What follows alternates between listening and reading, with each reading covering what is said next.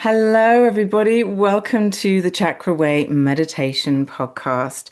And I'm really excited for this guest. I have a heavyweight joining me today.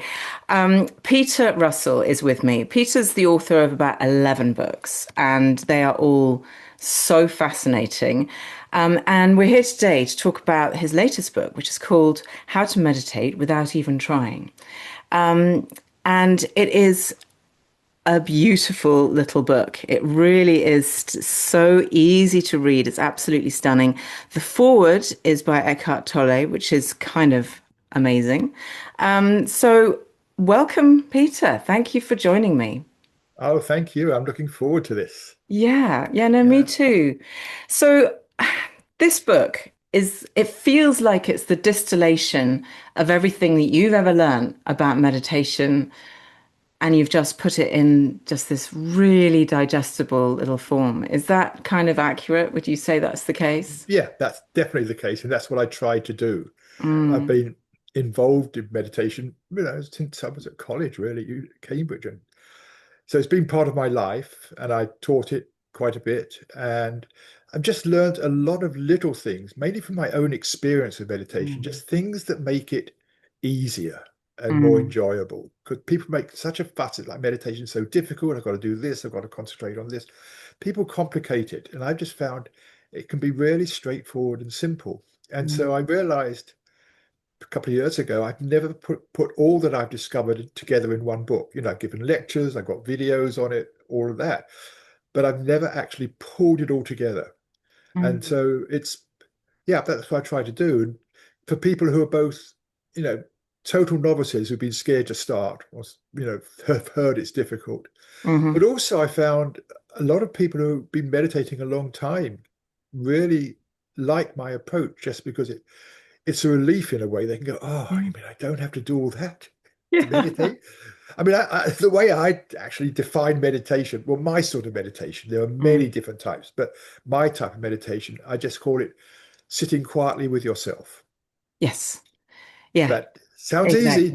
exactly. It, And then that's yeah. where you need various hints, tips, guidance to actually how to sit quietly with yourself. Yeah, and because the thing that most people find is the obvious thing, which is the mind chatter and that the constant thoughts, and that's I think what people get really challenged with. I mean, as a meditation teacher and leader myself, when I say to people that's what I do, they're like, "Oh, I can't do that. I tried that once." Yeah, exactly. I um, get the same. Yeah. And and it's always the same. It's just that my brain won't shut up. I can't sit and think of nothing. I think that sort of caricature of meditation is that you've got to sit down and just empty your brain completely. I think that's kind of been dispelled in popular thinking now. I think most people understand that it's slightly, less rigorous than that. And people, Yeah. that image of a Buddha sitting on a monastery hill doing nothing for 12 hours, but sort of awakening is something that I don't think anybody really buys into anymore.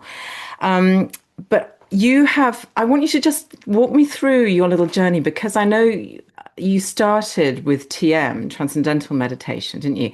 Yeah. And you've written a book on that, so that Yeah. one's ticked off the list. And you don't go into it here in this book. But how has that informed your practice as just let's call what you're practicing and what you're describing here as like really natural, basic, simple meditation. How has that informed this practice that you've come to now? The effortless aspect of TM. Before I started TM, I'd looked around. I started with a couple of Buddhist meditation teachers, and I just didn't quite get it. I mean, some of the teaching was too complex. Mm, Another teacher said, it felt like concentration. And although it was called mindfulness, it felt very like a lot of effort in it. mm, And then I came across TM, Transcendental Meditation, and tried it. Well, first of all, I found a book by the Maharishi, who was the person who brought it over to the West. And he was saying the exact opposite of everything I'd heard so far about meditation. And he was saying, basically, the more effort you put in, the harder it becomes. If you can just be completely effortless, the mind will begin to settle down on its own. Mm. And that was like, what?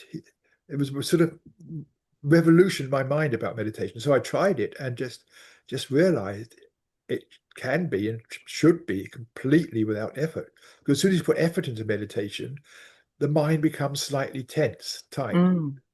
Whereas what we're talking about for me in meditation is actually letting the mind relax. So the more effort you put in, the harder it's going to be for the mind to relax. And so Mm. that's been with me forever, that the idea that meditation should be effortless. And then as I've gone on, I've explored other sorts of meditation. I was involved with mindfulness quite a bit. But even that can become slight, people can not accidentally like put a bit of effort into trying to make it work. You know, if you say, if the instruction is, you know, notice the breath, which is, you know, just a very simple instruction, just notice, Yeah. that's all. That can become, you know, keep your attention on the breath, Hmm. which means, you know, keep it there, concentrate on the breath. It's so easy in the mind because we're so trained in our culture that the Yeah. harder you try, the better you're going to succeed. And so that it creeps in despite Mm. what people are saying. And I was teaching TM for quite a while. And there again, I noticed people, what was the instruction was about effortlessness, etc. They try to make it better. They try to do something. They try to focus. It just, and so just a lot of my teaching has been trying to undo that idea of focusing the mind, concentrating, just completely letting go. And I've explored that myself more and more on retreats, just how to, how to how to let it be completely effortless, just noticing what goes on in my own mind, where that can come in. And so I've just noticed various things that just like, ah, it really is that Mm. easy.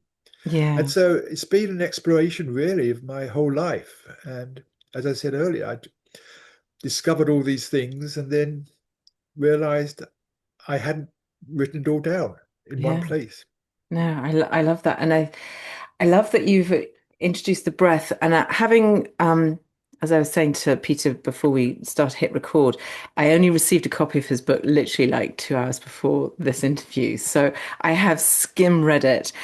I mean, it's so easy to read, and I love all the quotes in there. They're just delicious. I've already like got a couple of corner turned down of little quotes and things that I want to use. But you don't mention breath much in this No. book, which I find fascinating because for me, like in my own personal practice, my route into my meditation is always breath. I will always Mhm. just do some pranayama, just a moment, even just a minute of Yeah. pranayama before I allow myself to settle. And then when the mind wanders, as it always does, it's not a focus on the breath or Right. attention on the breath, but just bring myself back to the breath. That's my Right. kind of Yeah. that's a lot of my method, if you like, my personal Right. method.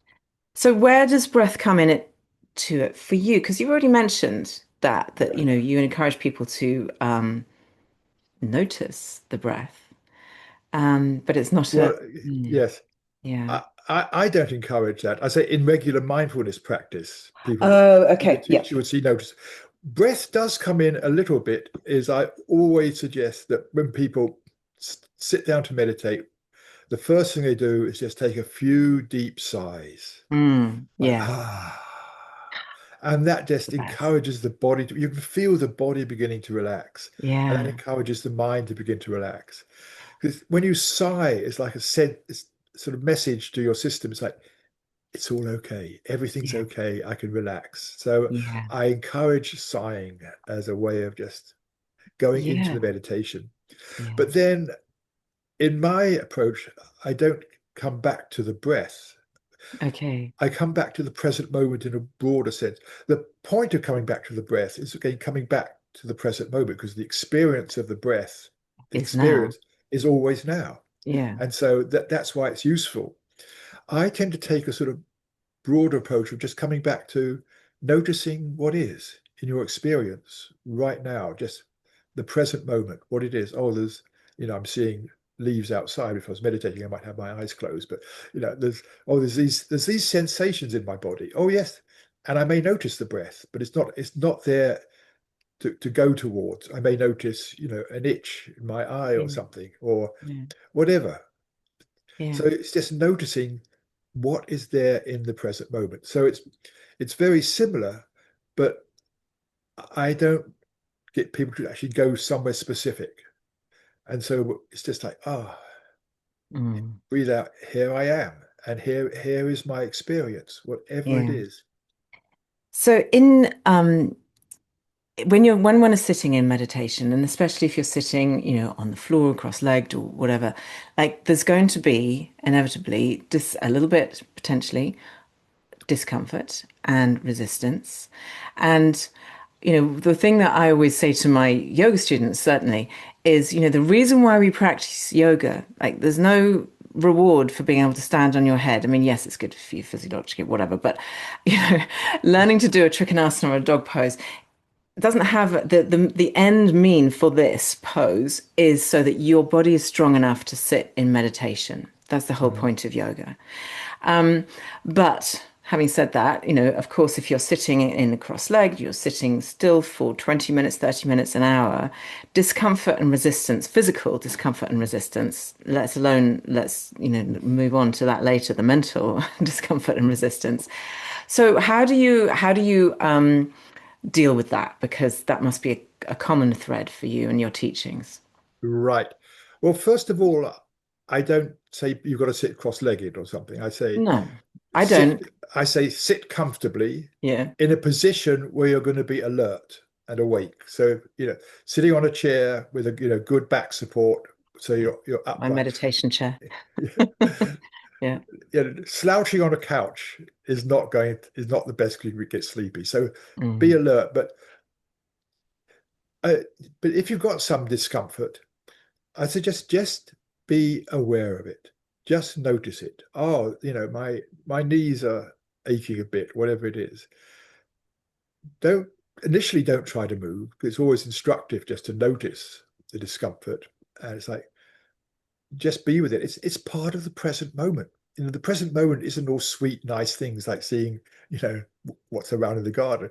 The present moment is includes, in that case, the present moment includes some discomfort.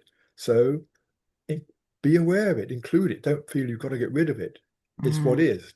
mm, But I also say, if it's beginning to get in the way, disturb the meditation, I say adjust your position.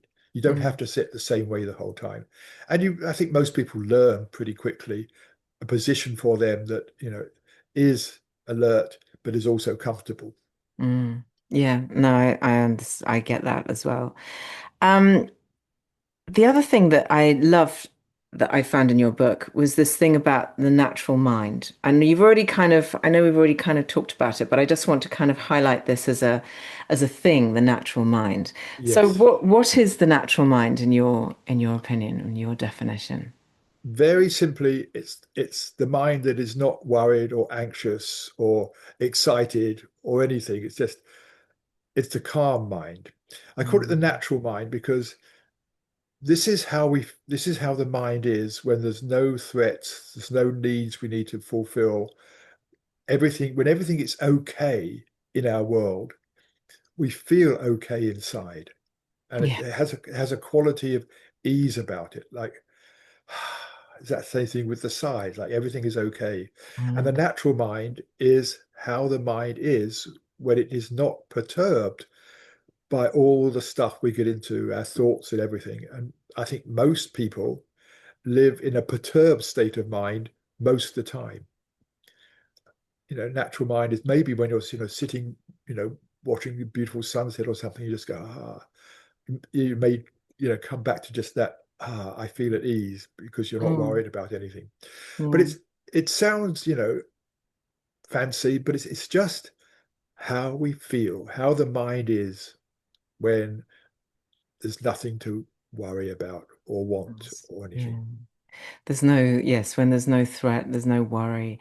Because we spend so much of our time either dwelling in the past or worrying about the future and having regrets or having, Yes. Yes. expectations, responsibilities, all of those things. And I think that's why, that's why people go on holiday, right? Because they Yeah. can just sit on a on a beach or wherever they Right. are, want to do whatever they want to do. And they have that permission to let go of Yes. those things. And I find it not sad, but it is a shame that people don't realize that that state that they can be in on holiday, where they can just let go of responsibilities. It's like I've got permission to switch off and Yeah. allow my natural mind to be, and read a book and think about nothing, and just go for a swim, and all of those Yeah. things. That's those 2 weeks of the year, the only it's the only time that they're allowed to kind of just like sit back, just relax Yeah. back into Yeah. Yes. that mind. And a daily meditation practice gives you that, Yeah. time that you are in it. I know. I often say to people, say, "Oh, I haven't got time to meditate." I say, "Would you like to go on a vacation or go on holiday?" And they say, "Of course," but I haven't got time. And I say, "Well, what would it be like if you could have a mini vacation in the day, like 20 minutes of what you get going on holiday, what Mm, you're describing, just coming back to that. How about you could have a mini vacation every day?" It's like, yeah. well, yes, and you don't have to fly anywhere either. No airport stress. Yeah. Yeah. So that's what it is for me. Yeah. It's having a vacation from all the stuff that goes on that Mm, occupies your thinking or your activity. Is just stepping back and saying, here I am. yeah. Pause. Just pausing life for, well, not pausing life, don't get that No, wrong, but a just pause pausing, in a life. pause, a Yeah. pause in life. Yes. Thank you. Yeah. Don't think we got the wrong idea there. Yeah. Yes. And because a lot of your book, and this book anyway, is very much about like the now, the present, the letting it just, just being really present in this present moment. And Yeah.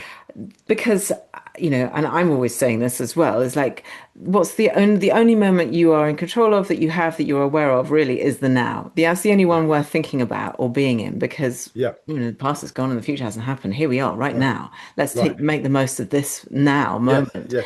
Yes. And in your book, you talk about the mini and the micro meditations, which I love, because that to me describes just that moment whilst you're waiting for the kettle to boil, to just go, oh, I'm just standing here waiting for the kettle to boil. Isn't that extraordinary? Isn't Yeah. this moment wonderful?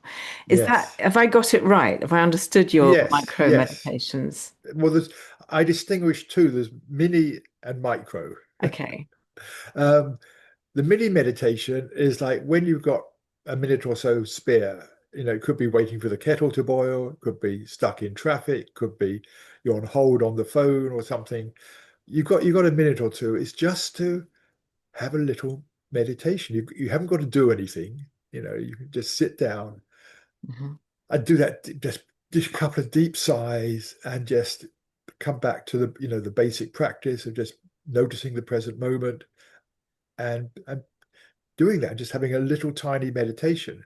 And Mm, that just it brings the practice into daily life. And for me, meditation is really about how it how it can influence and help our daily life and bring that calmness that we get in meditation into daily life. And then the micro meditations are much shorter. mm, That's like when I say it's like 10 seconds, but I find it's between two tasks. I finish talking with you and I'm going to go and put the kettle on. yeah. But instead, it's like pause, just pause and notice what is. Usually, what you notice is you notice where your mind is. I'm about to do something, I'm going into the kitchen, and my mind is thinking about something else. It's like pause. And you Mm, notice that thinking, and you notice where the body is, how where there's any tension in the body. So you can just do that, and it's remarkable. I mean, you can do it many, many times a day, and it just brings you back home to yourself, mm, just mm. briefly. Yeah. I mean, because that's so much of the work of that I find myself doing and encouraging and teaching it, and that you're doing is just like that return to the self. It's like how do you come back to the self? Because we've developed so many coping mechanisms. There is so much pressure out there in the world. We've got so many other people's stuff to deal Yeah. with. We have to conform, we have to, et cetera, et cetera. And so coming back to the self can feel kind of a bit challenging to some people because they're like, I've forgotten who I am. That is, I think it's, the Right. people that I talk, the people that I talk to, and, even myself sometimes, like yesterday, I had the most incredibly horrible, stressful day. Everything went wrong. And oh, my inner critic came out to play such, it's like so horrible. But it's taken, not very long for me to come back to myself and just remind myself. Yeah. And it really Yeah. just took me, really just an hour of just sitting on my own, without having Mm. to deal with anybody else, that I Right. came back to Yeah. feeling a bit more like myself. But is this just simply this is the simple answer, right? Just 10 minutes, 20 minutes a day of just reminding yourself of who you are. Well, you need a way to work with the mind. Could talk about thoughts, yes.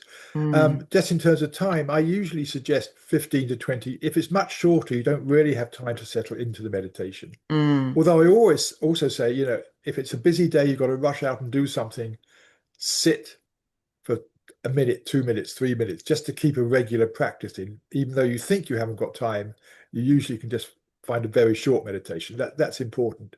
yeah. But it's not about it just being with yourself. As I said, my idea is sitting quietly with yourself.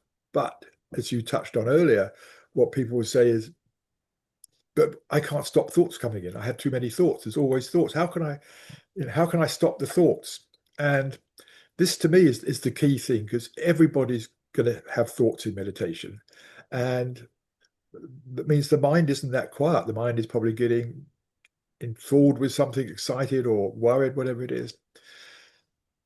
And people then try to battle the thoughts. They try to push them away, try to stop them happening, try to put their attention, on something else.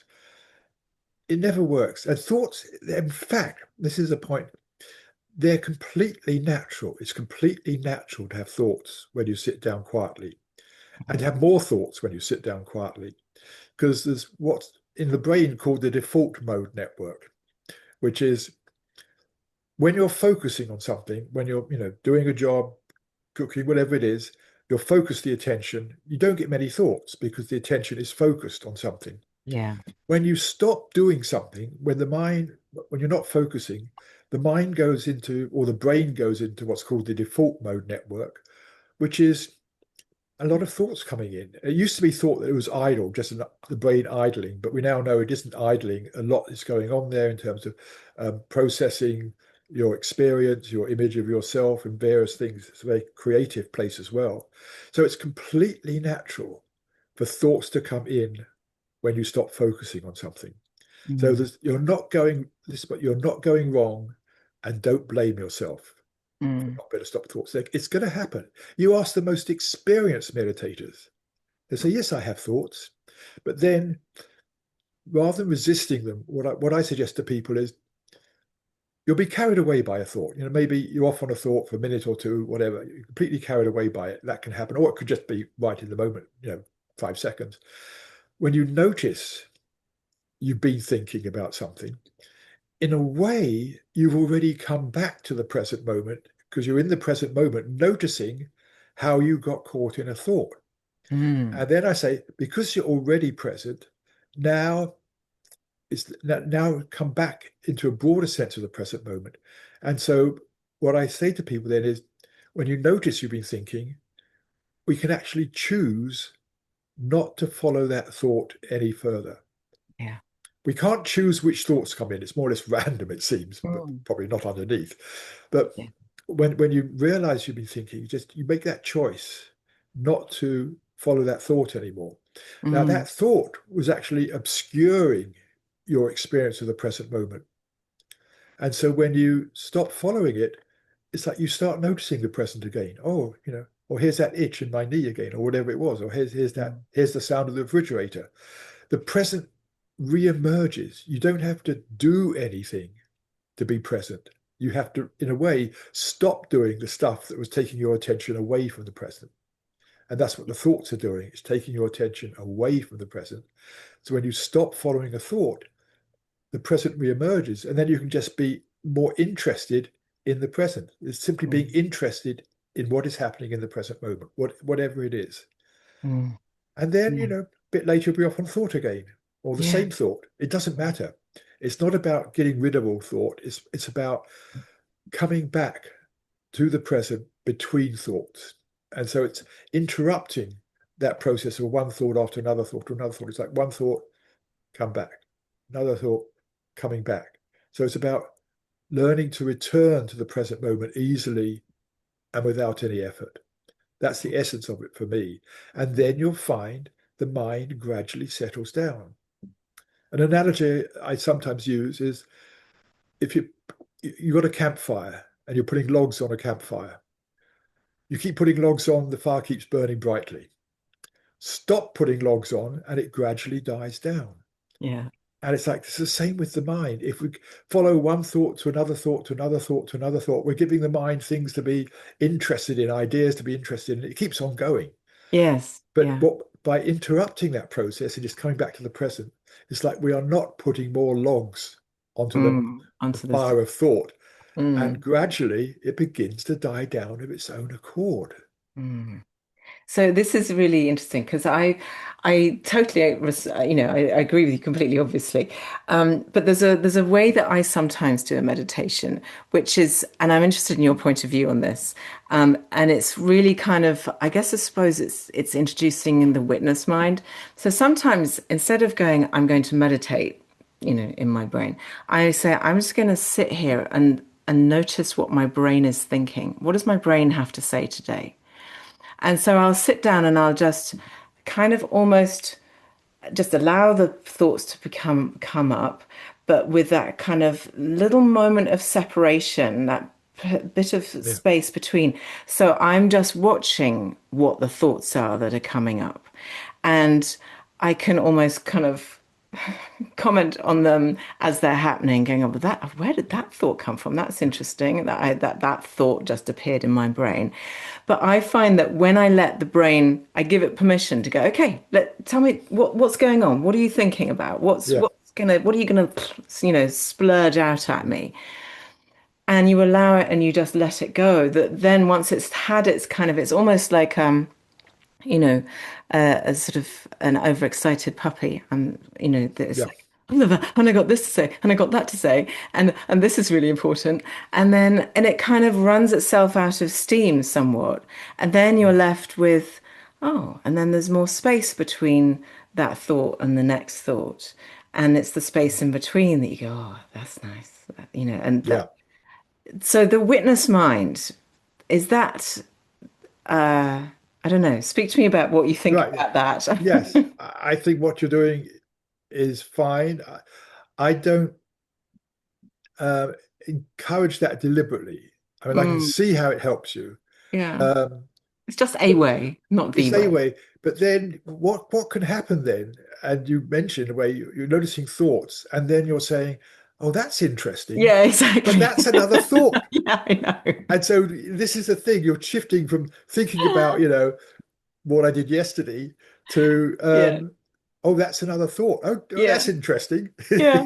I mean, to be honest, those moments where I'm like, what is my brain thinking? Those times when I sit down, not going sort of right meditation, I'm just like, I wonder what's going on in my brain. Those times are often the times when I have really quite good creative ideas, and I Yeah, think perhaps it's that sort of it's more of a like what's in there, yeah, what's been suppressed by all of the yeah, heavy yeah, stuff that sits on top, what's actually waiting to come out that could be yeah, useful. And I'm yeah. I don't know. I mean, it's a valuable process. It's not what I'm encouraging people to do in meditation, Yeah, which yeah, is stepping back, just stepping back from the thought, just coming back to the present. And yeah, exactly. yeah, Because essentially meditation, asks us to stop reaching for stuff. It's Yes. stopping that what is it, aparigraha, that sort of, little bit, grasping for things, that Mhm. attachment side of things. And I'm interested because I know when I was doing a little bit of research on you, Peter, that you came from a physics background, like you were a man of science Yes. before you became a man of the spiritual world or the meditative world. So is there a point where the intellect, your intellect as a scientist, as somebody who is, inherently analytical and so on, that becomes a kind of, has that been a barrier to you in terms of like the amount of letting go that you've clearly done in your life? No, it's actually the opposite. Yeah. And it's not the analytical side so much. That doesn't come in, but it's more the experimental side. It's like as a Okay. scientist, it's like you don't accept anything because other people have said it. Like that, the whole thing of like just being neutral, experimenting, seeing what happens. That's in a way the scientific process is that, and drawing conclusions, etc.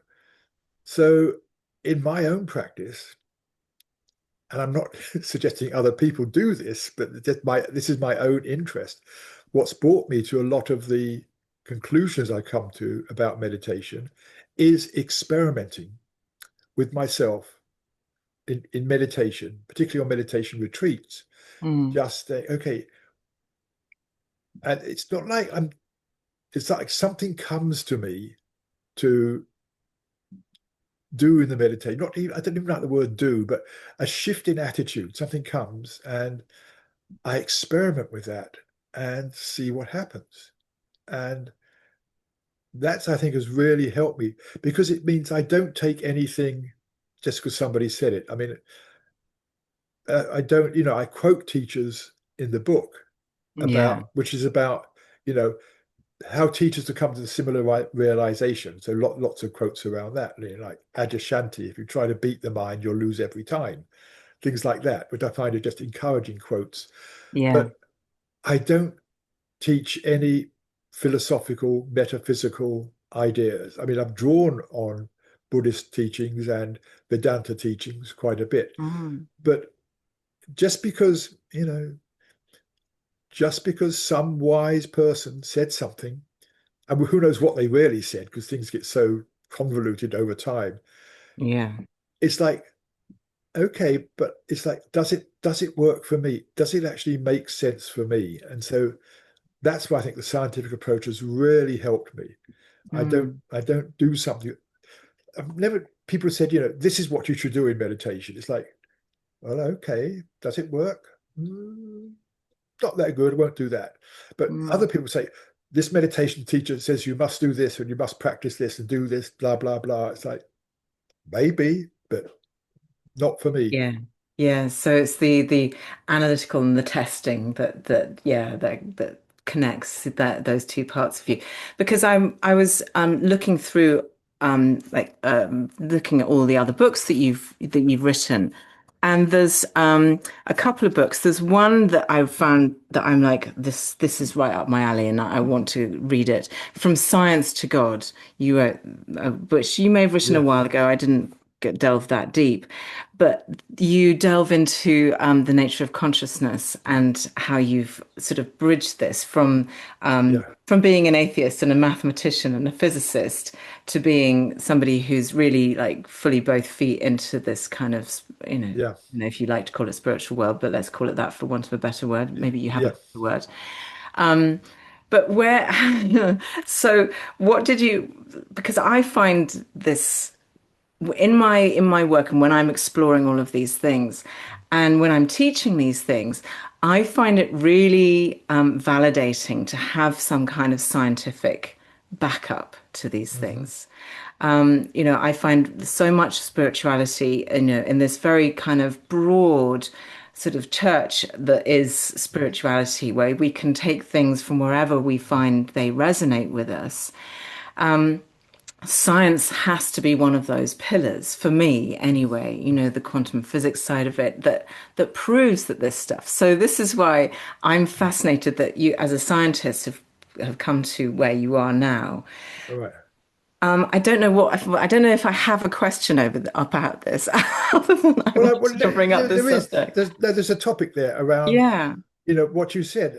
How does an atheistic whatever? But I didn't even consider. I had no interest in religion. Yeah. Um, in fact, when I was growing up as a teenager, about the time of age of 13, etc., around that, I went through the process of confirmation in the Church of England because Yeah, me too. in my little village, people went to the church. We probably go once a month. It was good enough for the sins we'd done in a month.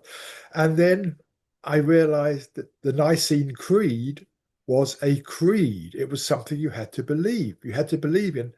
It starts off, I believe in one God, the Father Almighty, the maker of all things visible Yeah. and invisible. Quite a And statement.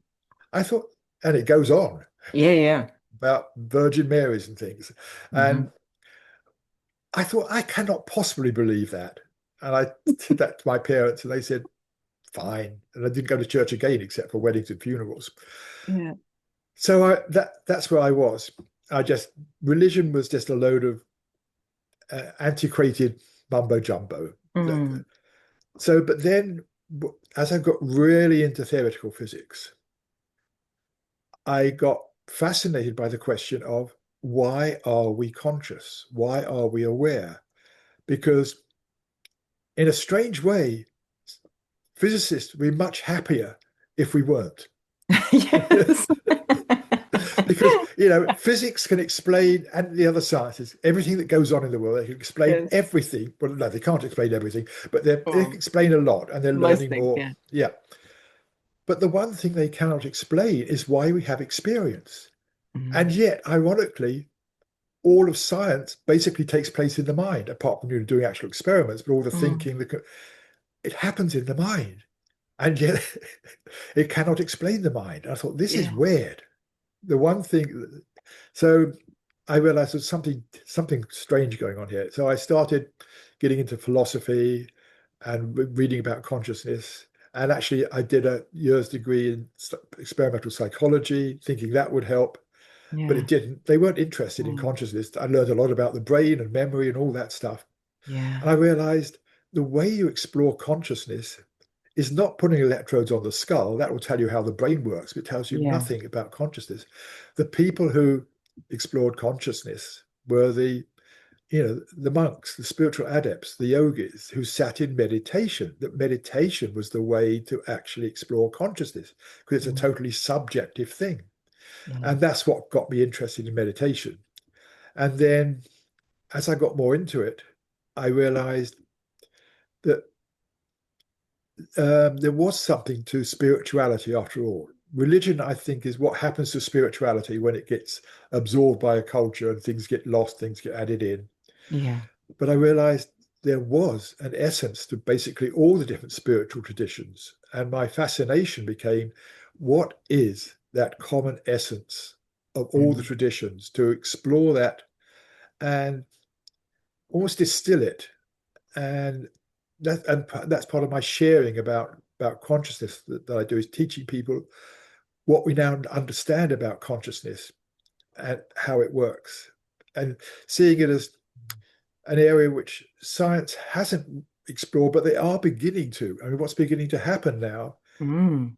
Well, my conclusion from all that work was consciousness is absolutely fundamental.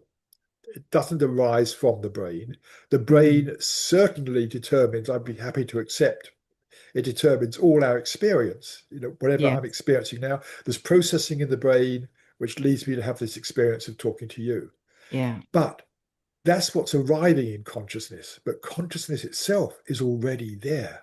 It's not generated by the brain. Mm. And now more, I mean, that aligns with a lot of spiritual teachers, Indian Yeah. teachings and other, Atman is Brahman. My consciousness is the universal consciousness. And I just became fascinated by that. And Mm. seeing that that's what we're doing in meditation in a way, is coming back and as we get into what in the natural mind, we're coming back to noticing the consciousness that's always there. Mm. And that's what a number of, scientists, philosophers, there's a few, I mean, most of them are stuck in the materialistic paradigm, but Mm. a growing number have come to the conclusion, for the same reasons that I did, that consciousness is fundamental to the cosmos, absolutely fundamental. Yeah. It doesn't mean to say that atoms have experience, but that there is an interiority. And as systems grow more complex and life gets more complex, then that interiority gradually gets filled with more complex experiences. Mm. I mean, and then was that what led you on to another book that really piqued my interest, The Global Brain, about this consciousness that is actually then beginning to meld together as we become more of a global village than ever. Yes, Yeah. yes. That Yeah. was that was quite a while ago. I Yeah. wrote that back in the when was it? Oh, 80s. And I was fascinated because I also have a degree in computer science as well, a master's degree. I was dabbling in degrees. And Yes. I was doing some of the very, very early networking of computers, where we had a huge computer upstairs in the computer lab and occupying a whole floor, and That another probably sort has as of, much power as my phone does. oh, Probably far less, less. far, far less, far less. Yeah. Huge disks this size, which we loaded in by hand. And it's like, Yeah. and so I got fascinated by the network of computers, and I saw this was the future of computing. It was not just bigger, faster computers, but bringing to link computers together. And I looked at Mm. where is this going? And it's like we are like the neurons in a global brain beginning to link together. And I got fascinated by that. And but also consciousness was a big part of that for me. It's like, okay, so if we're linking together like the neurons in a brain and they they sort of fill my consciousness with experience, could the same be happening, about to happen or whatever, in terms of the global brain, which is humanity linking their Mhm. minds together, much as the neurons in the brain link together, the minds of humanity beginning to link together. And that has been going on now. That was 40 years ago. Well, yeah, Where, exactly. Because back in the 80s, we didn't even have, the computers, as you say, were huge. I mean, when I was at school, there was like these big boxy computers, oh God, that could do barely anything at all. yeah, And so how's your thinking about that developed as this right, insanity of internet and well, it's not right, insanity, it's extraordinary, but how everything's developed and how incredibly connected we are. Because right, one of the things that I find mind blowing, and I do chakra readings, I use a dowsing and a pendulum and so on, and I can read somebody's energy. Like I could read your energy, or if you gave me permission and we're connected, and like energy doesn't care that you're on the other side of the world to me. right. It will still tell me accurate information about you Yeah, if yeah. you open yourself up to me doing that. So this connection that we have of energy, of consciousness, if you like, around the world, how has that developed in your thinking over the last 40 years? Um, Not at all. Let me explain. Really? You Because it's all a great mystery. From a mm, scientific point of view, it's one huge mystery. How does that happen? That you pick up somebody, because we're so rooted into like it must be some physical means of communication. It can't happen across the world, and it does. I mean, I've mm, had my own experiences. You've had lots of experiences. It happens. yeah, How it happens, I've no idea. And if I did have an idea, it would probably almost certainly be wrong. So yeah. my attitude is I accept this stuff. It's mysterious, it's magical, it's valuable, and who knows what's going on here. But Yeah. that's like, let's revel in it and be grateful for it. Exactly. I mean, So, what it reminds me of, or what brings to comes up for me when I'm thinking about this, is I don't know how this happens. Nobody knows how I can, how energy is moves in this world, although it clearly has no limits of time or space. But I know that if I pick up my pendulum and I asked it a question about you, it would see, and you go, how do you know that? It works. And so I am in a situation which I never thought I would be, not being a religious person at all, where I have complete faith. I have this faith that this works, that this Hmm. energy exists that can speak to me or, Hmm. that can be transmitted. So here I am, not religious at all, spiritual and seeking and so deeply interested in all of this stuff, with no answer other than I just know it happens and I know it Yeah. works and I have faith in it. So we But come also, but circle back to there's that another faith. part of this. You Yeah. know it works, but you also know how to help it, how to make it work. You've Yeah. learned how to tune into it. You don't know what's happening, but you've learned how to tune into it. The pendulum, you've learned a method that Mm. helps you open up to it. So Yeah. not only, I think this is important. It's not only does it just work, we don't know how, but we know how to work with it. Yes. And there are thousands, hundreds of thousands of people around the world who similarly can Yeah, work with energy and read things and know things that are deeper.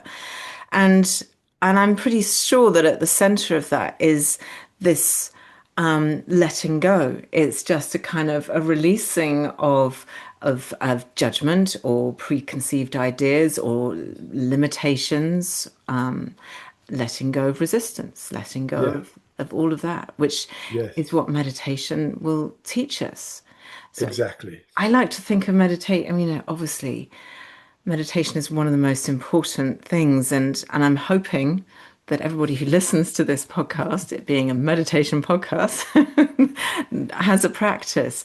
But the potential that it opens up for you in your life, for joy and for I don't know. I mean, just talk to me about like if what do you think are and what have been for you the main benefits of a life of meditation? Various. Yeah. I mean, looking back, I feel today for a number of years, I just feel content. I feel content with things. And that partly may be an age thing, older people get, I'm not chasing a career or anything, but I'm Yeah. content. I don't, I very rarely get upset about something. If I do, I know I have the skills learning how to let it go. So that's one thing. It's generally just brought more ease and peace into my life. And just, I feel good when I meditate. I feel better afterwards. And so that's the very basic thing. Yeah. And then there's, lots of impact it has in various ways. If we're releasing stress, that's obviously going to be good for our health. I mean, Yeah. I have very good health. I've had very good health, and could be my genes, but could also be the fact I've been practicing meditating a lot, those sorts of things. And Yeah. you do get to understand your own mind as well and see when I get upset about something or something's going on, I know more how to let go of it. Mm. So that's a skill that I've sort of developed more in life. And in fact, one of the books I wrote previous to this one was called Letting Go of Nothing. Just how do we, it's all about letting go. How do we let go? So Mm. those are the sorts of things. Not so judgmental of people, not so judgmental, I should say. Thank you for adding that in. I Yes, appreciate that. Yeah. No, the letting go of nothing and letting go that one of the things that you say that I've actually written down when I was reading your book was nowhere to be, nothing to do. right. That's it's such a rare space, isn't it, that people find themselves Yeah. in where they have nowhere to be and nothing to do. And when they find themselves in that place, what do? They pick up their phones and they scroll Yes. and they Yes. fill their minds with stuff or Right. they start worrying about something else. How do Right. we, because and I guess that's the whole point of the practice, isn't it? Is to Yeah. get yourself to a place where you really truly believe that there is nothing to do and nowhere to be. Well, you don't believe you know. When you drop into that quiet stillness, you realize as a actual true fact, there really was nowhere to get to. And that's one of the things we bring into meditation. There's somewhere to get to. enlightenment, nirvana, whatever it is, Yes. or other things. But I'm even going to get. that's an attachment, isn't it? Like, Oh, oh, I must get to that place, you right. know. They're all attachments, but I think Yeah. there's nowhere to get to. We're already here. It's just opening our awareness to being more here in the present and letting the mind relax and not getting caught up in the things that take us away from the present. But because we're already here, because there's nowhere to get to, there's nothing we need to do in meditation. And this is one of the, well, these two things people bring to meditation. Meditation is going to lead me to this wonderful state, whatever it is. It may do, but that's not the purpose. Mm. And it's just about, as I say, being here now, as Ram Dass would say. And there's nothing to do. But when you're in that, when you're sitting in that stillness, that delightful, isn't this lovely? You realize any doing takes you away. But in our Mm. culture, as I said, the harder you try, the better. We bring that doing mode because our whole life is really about doing this, doing that, whatever it is. We bring that doing mode into the meditation, and that's we shouldn't. We just it's all about allowing it to happen, allowing the mind to settle down. Mm. Yeah. And yeah, Yeah. And I mean that is how it's almost like this book, this beautiful book, How to Meditate without even trying. It's almost like it's like it's sort of translucent in that there's like this beautiful structure, but with there's so spacious. You've got this kind of this the feeling of meditation is definitely within this book. I think it's really beautiful, and anybody who either meditates or is beginning to meditate or has an experience will get something out of this, even if it's just like, oh yes, it's a reminder of something you already know, and actually that's in itself is really affirming when you're like, oh yeah, I know that, or I'd forgotten that little bit, and this yeah, is yeah, this little part of it, because you cover all of the beautiful parts, around the philosophy of, well, not the philosophy, but the self liberation of, coming back yeah, to that I am. yes, That in itself is such a beautiful thought, even a meditation, yeah. who am I? I And am. that, I am. that where you find again and again in many teachings, it's coming back to, they call it, the true self. I prefer to call it the pure self. But Mm. initially, when I started, the idea of the true self is I'm going to discover something else, a true self, not this self. Oh It's yes. it's really about seeing, Yeah. coming back to the pure self, which is the self before it adds on all these things about Peter Russell, writer, blah, blah, blah, blah, blah. Yeah. It's just that sense of I am. And that comes up again and again in many teachings, coming back to just that sense of being, not I am somebody, just I am. That's Mm. how it, and we can't, it's always there, but we never notice it. Yeah. Exactly. And I think I always find this a fascinating, kind of, it's almost like a game to play with people. And you go, so how would you introduce yourself if you're not allowed to use your name, your occupation, your relationship to anybody else, your location, your vocation? Yeah. Like, who are you without all of those things? Blows Yeah. people's minds somewhat Yes. if you've not Yes. thought about that. Because the it's a big old question. Yeah. Who are you? But we are essentially consciousness, Right. love, Yeah. awareness, Yes. breath, the universe understanding itself. I don't know. I mean, Yeah. there are some lots of answers there, but Well, yeah. then And I tend to drop the who as a, and just say, are you? And it's like, I oh, yes, I am. I mean, people must go, am I what? Am I what? What do No, I you know, I know, I know. It's like, but that's where meditation leads us. Is we begin to recognize that sense of just being, that sense of I am, that Yeah, that is experiencing all this. That gradually becomes more and more lucid. yeah. And that's where the meaning of life actually becomes meaningful because I think we spend, modern life encourage us to spend our life chasing the stuff and the things, and actually, the stuff and the things lovely for 5 minutes or a Yeah, year or something, but then you're back to square one because the only person you can't escape and the thing is that all of the stuff inside. So if you can make peace with that, if you can just be and be happy with just being, then everything else doesn't matter. The materialism and the attachments and the striving and the proving yourself and that all just kind of melts away. right. Yeah. And all of that, we're doing that in order to, in one way or another, to feel good, to feel happier. That's the fundamental motivation behind nearly everything we do. When you analyze it and you get down to Yeah. it, Yeah. we're going to feel better. So meditation is a short circuit. Mm. We just go straight into that feeling better, that idea of vacation. We go straight there without having to do all the other things that we think will get us there and usually don't. Or as you say, for a few minutes we feel happy and then we're off Mm. again. Yeah. Yeah, exactly. I mean, it is the sad case of the human condition that we are continually striving. And I wonder, it feels to me, and it must feel like to you, I'd be interested because you've been in this world for way longer than I have. It feels to me as though there are more and more people beginning to understand this and beginning to practice this and share it and so on. Yeah, Um, back in like the 90s when I started doing yoga, early 90s, yoga was like, ooh, it's a bit of a weird thing you're doing, it's a bit peculiar.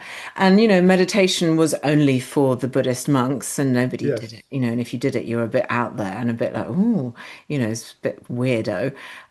But now it's like every street corner yoga, not a problem. yeah, And meditation, yes, absolutely acceptable, admirable. Everybody knows that yeah, it's beneficial. For me, my little sort of mission in life, if you like, is to get to everybody to kind of understand the chakra system because I think that's such a useful tool in understanding the mhm. self and so on. Um, but do you see that? Sorry, very long-winded to say. Do you see that change? Do you see a shift? Oh, yes, huge shift. I mean, I go back even further, you talk about the 90s. I started in all this in the late 60s. Oh, wow. And then, yoga was weird and meditation. I mean, when I'd finished my psychology degree, um, I was interested in doing a PhD on meditation. And the professor said, meditation is not a respectable subject for scientific investigation. If you want to be weird, you can look at hypnosis. But anyway, I went to another university and all that changed. But yes, in fact, in those days, I was teaching meditation in the 70s. I was teaching meditation in corporations. And I was brought into one household name, but they made me promise never to mention who I was. I was up in their oak paneled boardroom up in the tall building in London, teaching their executives, senior executives, the board. And they brought their wives in because they said this is something for the family.